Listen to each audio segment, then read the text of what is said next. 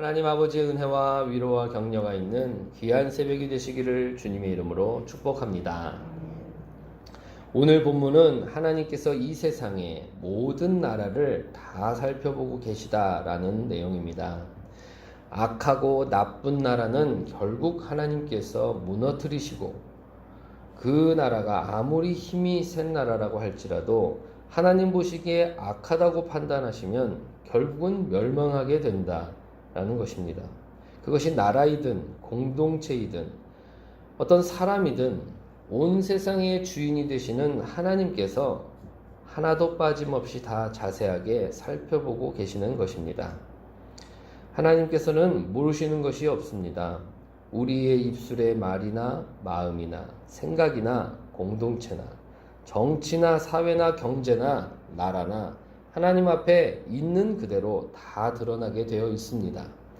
하나님을 믿고 사는 사람이든 하나님과 관계없이 살아가는 사람이든 그 어떤 사람도 하나님 앞을 떠나 살 수는 없는 것입니다.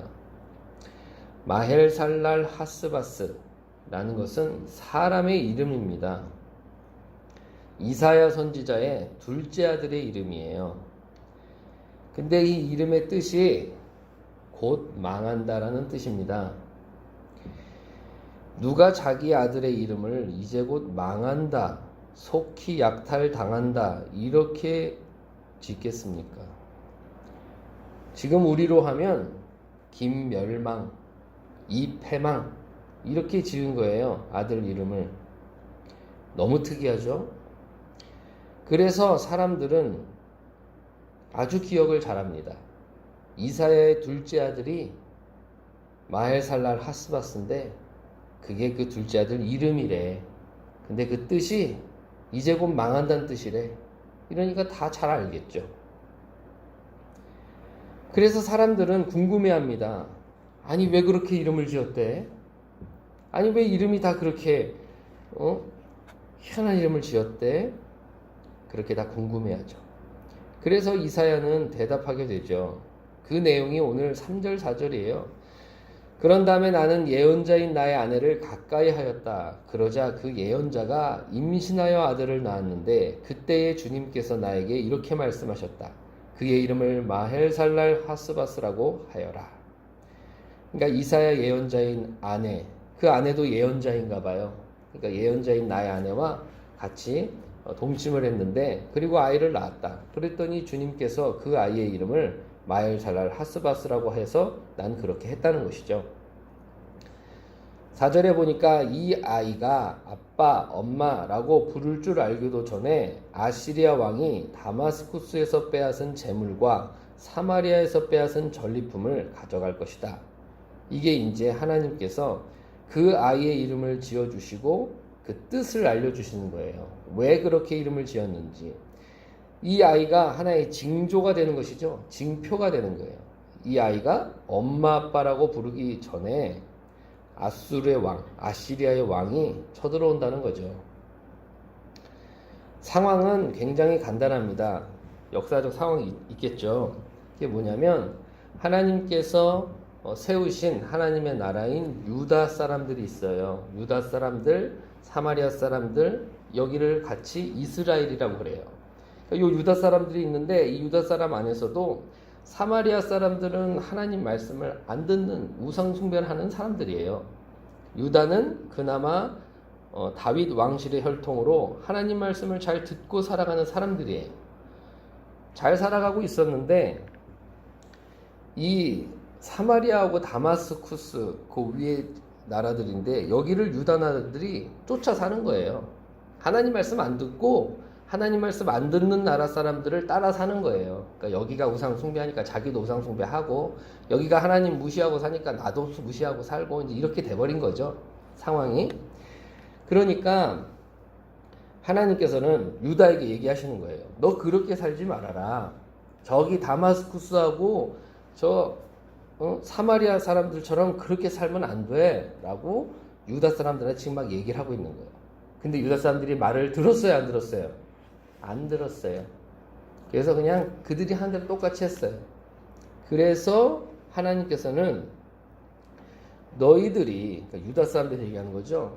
너희들이 내 백성인데 너희들이 그렇게 좋아하는 저 나라 사람들이 어떻게 될 거냐면 그것이 곧 멸망할 거야 라는 뜻으로 지금 이렇게 이름을 지어주신 거거든요. 그렇게 좋아서 따르고 그렇게 좋아서 물고 빨고 하는 그 나라들이 어떻게 될 거냐면 망할 거다. 지금 이렇게 하나님이 말씀하시는 거예요. 근데 망할 것 같지 않았거든요, 그때는. 그런데 어떻게 망할 거냐면 아수르라는 너희들이 듣도 보지도 못한 강대한 나라가 와서 멸망시킬 거라는 거예요. 근데 언제? 지금 낳은 아이가 채 엄마 아빠라고 얘기하기 전에. 그러니까 곧이라는 얘기죠, 곧.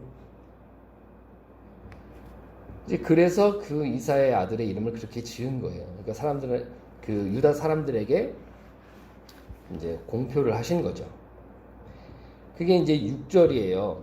이 백성이 고요히 흐르는 실로와 물은 싫어하고 르신과 르말리아의 아들을 좋아하니라고 말씀하셨죠. 이게 뭐냐면 실로와의 물은 그 유다 백성이 살아가는 거기에 있는 샘물인데 이건 하나님의 은혜를 상징해요.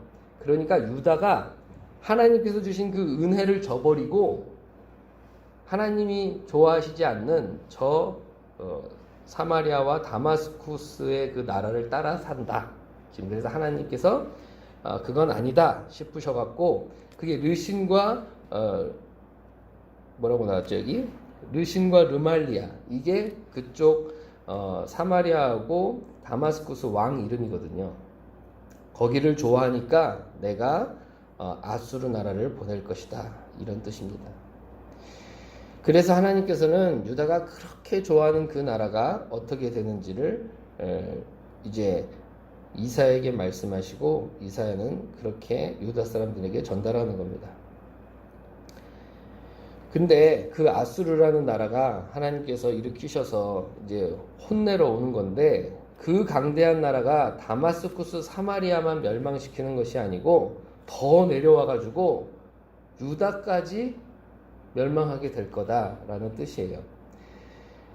그래서 유다까지도 그 화가 미치게 된다라는 것이 8절의 말씀입니다. 유다로 밀려들고 소용돌이 치면서 흘러서 유다를 휩쓸고 유다의 목에까지 찰 것이다. 그래서 실제로 유다의 도성 한 곳만 놔두고는 다 아수르에게 쓸림을 받았죠. 사랑하는 성도 여러분, 이런 본문은 우리에게 무엇을 알려주고 있습니까? 그것은요, 이 세상에는 하나님의 은혜를 알고 하나님의 말씀을 따라 선한 양심을 가지고 살고자 하는 사람들이 실제로 있습니다. 또 동시에 하나님을 잘 모르고 하나님 말씀을 잘 듣지 않으면서 이 세상의 풍조를 따라 사는 사람들도 있어요. 같이 있습니다, 다. 뿐만 아니라 비록 전에는 하나님을 잘 알지 못해서 이 세상의 뜻을 쫓아 하나님과 무관하게 살았지만 이제는 하나님의 은혜를 알고 하나님의 뜻을 따라 살아가려는 사람들도 있는 것입니다.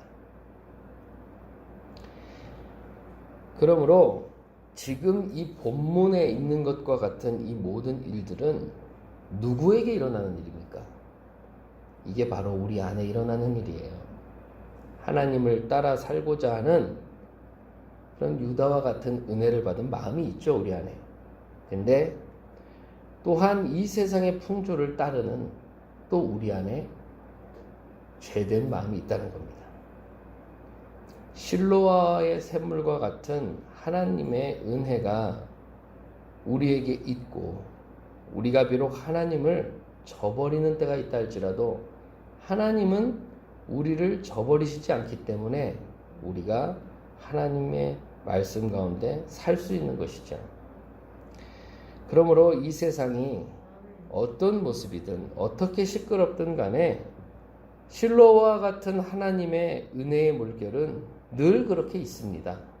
고요히 있고 나의 삶의 상황이 이렇게 저렇게 되어서 하나님을 떠나 살기도 하고 하나님을 잊어버리고 살기도 하지만 돌아와서 보면 하나님께서 한 번도 나를 떠난 적이 없으시죠.